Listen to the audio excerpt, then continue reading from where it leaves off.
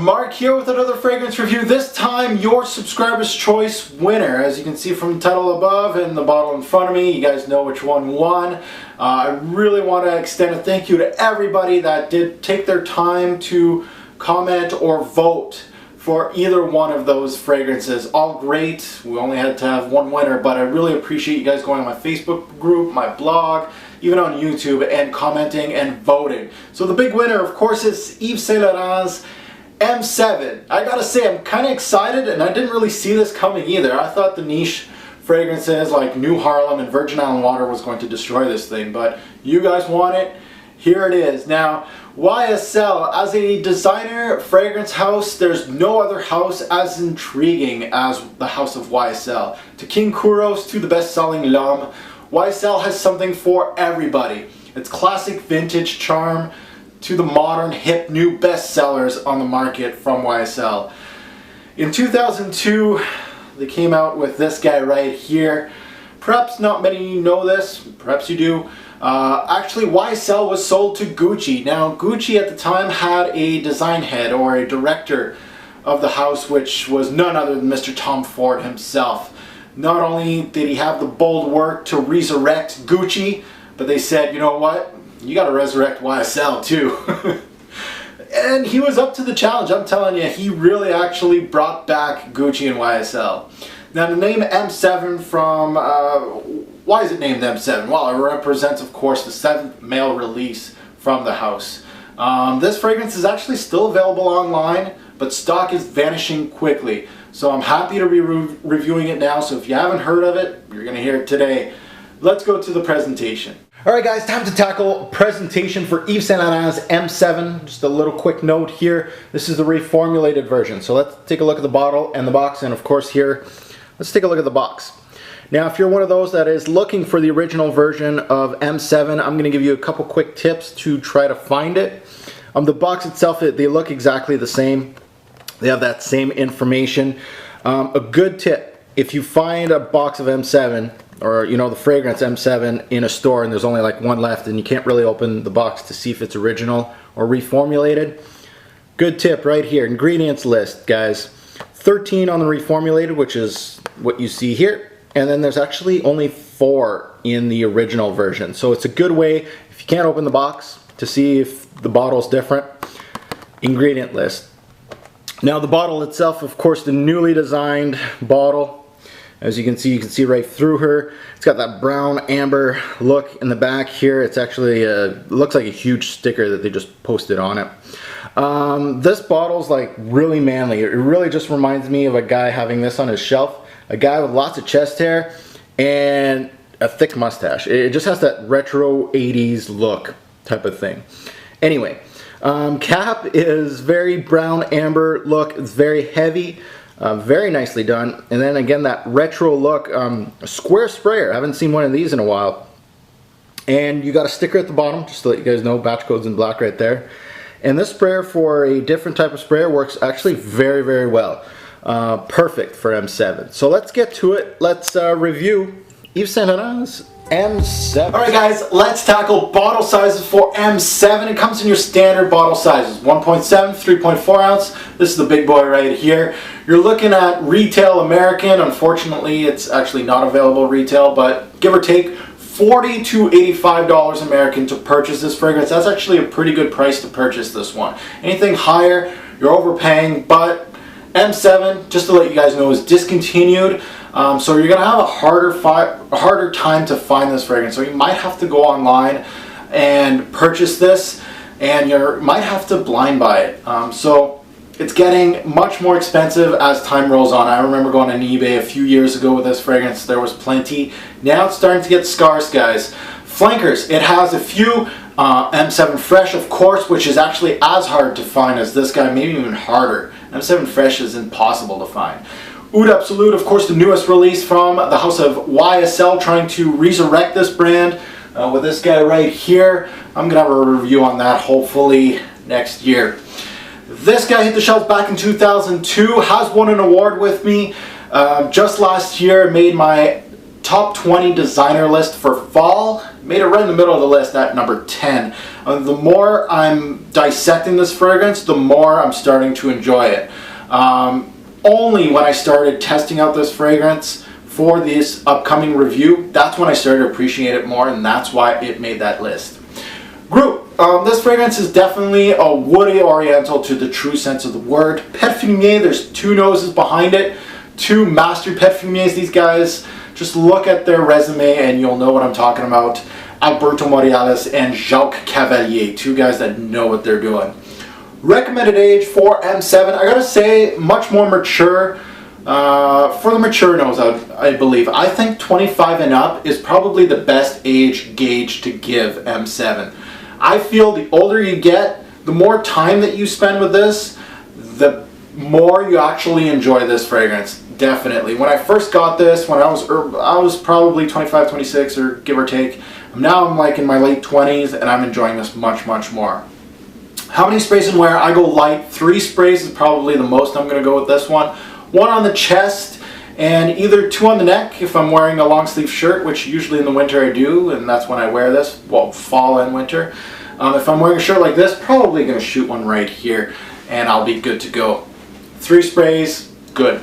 Notes, let's take a look at the note. The note breakdown: at the top we got bergamot, mandarin, and rosemary. In the mid we got Haitian vetiver and agarwood, of course known as oud. And in the base we got amber, musk, and mandrake root. Let's sniff this sucker out. Let's go. Alright guys, time to sniff out YSL's M7. And while I'm spraying this on my hand to make me think about that introduction again, this is not your typical designer release, boys. This one was off the wall, and it was something that was really creative to be in the designer game, and that's why there's such a cult following for it. I'm a huge advocate of M7 ever since I started testing and testing and testing. I'm on the positive, just to let you know. Man, oh, absolutely gorgeous designer release, guys. First and foremost, if you've never smelt M7, and it's your first time or your first few times smelling it, it can be harsh and really in your face. If you're new to dark or warming, this may shock you even. But then again, the sweetness could lure you in, especially if you're interested in sweet fragrances. Now, let's dissect this sucker. Let's go. Now, first and foremost, there's a little bit of citrus in here. Mandarin, get it right off the bat. But then it goes into blink. Now, it kind of lingers through the introduction, but not enough to really mention it. So, gone into blink. Mostly you get oud and vetiver right away. Those mid notes are coming out and they're saying hello. Almost with a medicinal cherry cough syrup vibe. A lot of people are talking about cough syrup. Well, yeah, definitely I'm getting like a cherry. There's a cherry vibe in here. To me, when I was doing this review, funny enough, I was typing up this review and I was drinking cherry Dr. Pepper that was just like newly released in Canada. I love that stuff. That's what it smells like. Cherry Dr. Pepper. I have to say, it's not like I want to make it sound more refined because cherry Dr. Pepper sounds just so juvenile. No, it smells, it's better than that. It's got a syrupy vibe, like cola-like, but we'll go with the cherry medicinal cough syrup vibe. We'll go with that, but I'm telling you, cherry Dr. Pepper. It's mostly woody and sweet in this introduction. I really think those are your major players, that sweet cherry vibe and that woods. Man, those two getting together is absolutely gorgeous. I get a slight, small dash of rosemary here. Not enough to say it's a major player, but it is a player. Now I get a slight hit of powdery amber here off the bat, and that's going to come up way more in the mid. So Dan, yes, if you're watching, Dan the Man, I hear you, bro. I know what you're talking about with the powderiness in M7. I get it. Now, it's not all about powderiness, but now, first I want to tackle this cough syrup thing, because I know a lot of people are going to say, this smells like cherry cough syrup. No, I'm going to bypass this fragrance. I'm on my knees. I'm pleading. I'm telling you, sniff this fragrance out. Cough syrup kind of is a bad way of saying that this fragrance is absolutely bonkers. Trust me with this one. It's a beautiful mid. It calms down in the mid. Very nice. Now in this top, You think you're getting a powerhouse. Smelling this, oh yeah, I'm thinking, holy shit, this thing is just starting to roar. It's going to be a freaking masculine, musky, woody powerhouse. Oh, it's going to be great. But you know what? It's masculine, but there's a sweetness and there's a powderiness to it that shows you a feminine side of M7, so it's not all power. At this point, you're trying to figure out what you're smelling, and despite being unusual, the more you sniff, the more you freaking pulled into this fragrance. I'm telling you right now, this top note, woo-wee. Now, in the heart, there's more of the same that I got from the introduction, without, of course, that citrus. That ship has sailed. He's long gone.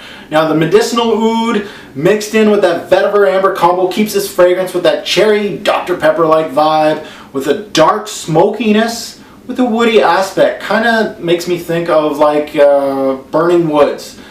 Definitely. Which is new to the development. I really didn't get that in the introduction, but I'm definitely getting it in the mid. So it's actually making it much darker than it was in the top. Now, I would not go as far as to say this smells like incense, the smokiness. A lot of people do say that it relates to incense. Not to me. It was more like a burning wood, very soft, almost like leather-based fragrances. Sometimes they have like a little bit of smoke, or of course tobacco-based fragrances have a little bit of smoke. That type of smokiness in M7, almost completely masking the sweetness in this fragrance, making it so much more masculine. Honestly, to be honest with you guys, the amber oud vetiver combo is just fantastic in this one. It's sweet, it's powdery, it's woody, it's earthy. Now let's tackle the oud a little bit. Now for the oud, it's not the most prominent oud note in a fragrance. I actually kind of have a hard time calling this an oud-based fragrance. It's a synthetic oud note, yeah. I hear this note was actually much more prominent in the classic, the original, which would make this a much more daring fragrance, to be honest with you guys. That note would actually really enhance M7's total scent.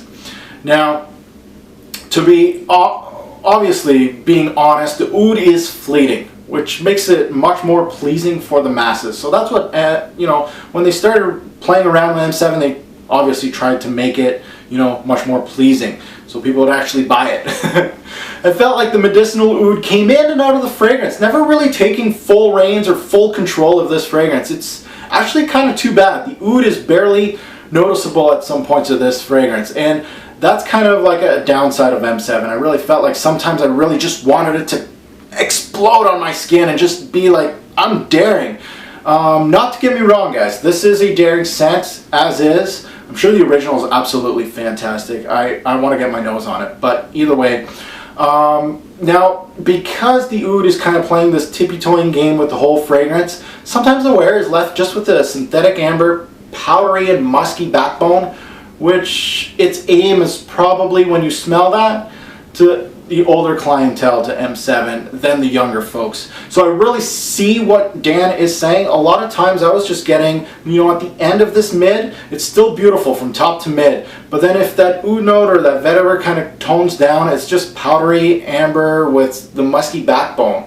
And at the end of the mid, when this is dying down, and I was like, what's going on?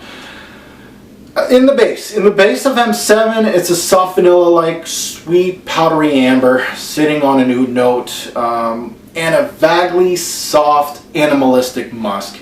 That's basically it. To be honest, guys, you gotta sniff this fragrance out. Let's get to the overview. I'm gonna give you my 2 cents.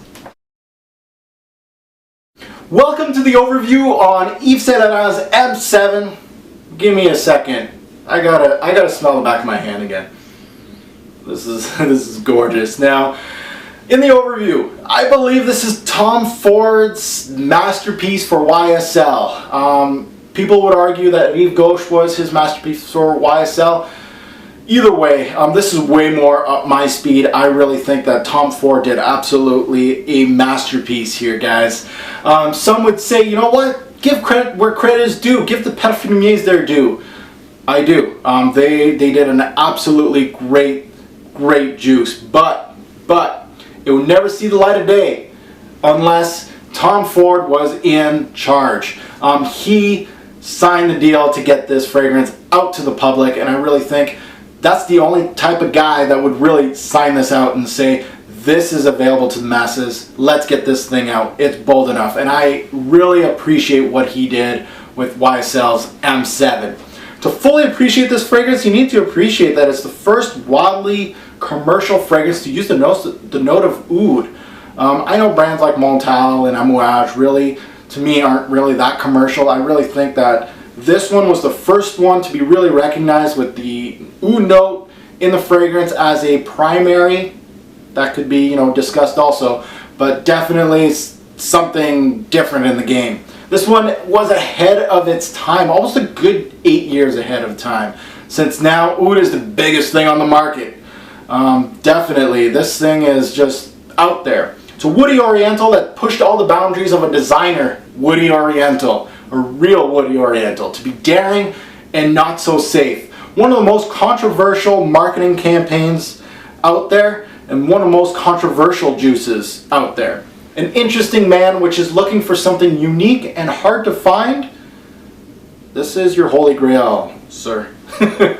This is it. If you want people to be intrigued, compelled with your scent, this is it. There's a certain mystery to M7 when I wear this. It's complex. It can be linear at some points. I don't think those are really things that I really want to touch with M7.